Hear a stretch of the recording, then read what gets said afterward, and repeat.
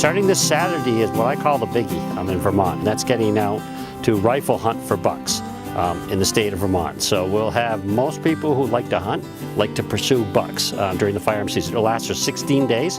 It goes all the way through the Thanksgiving weekend. Vermont shoots more bucks on a per square mile basis than its neighbors, especially than New Hampshire, than Maine. Often we're compared, people live in this state, oh, better hunting over this state. Well, Vermont, when you look at New England-wise, has some very good hunting. We got a lot of good deer density all over the state of Vermont, and we got large, healthy deer in the state.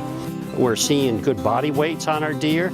We're seeing our adult female being healthy, being able to give birth to twins if they're an older doe, which is a real good sign. We've got the hillsides, so we got a mixture of farmland and hills. We've got remote hunting opportunities for people who want to get out in the Green Mountains. If they want to hunt alone, to get away from hunters, to go hike up peaks that are over 3,000 feet tall. Deer are on top of those mountains, they're not hunted much. And then we got a lot of farmland opportunities. You know, getting a license down in Vermont is easier it's ever been.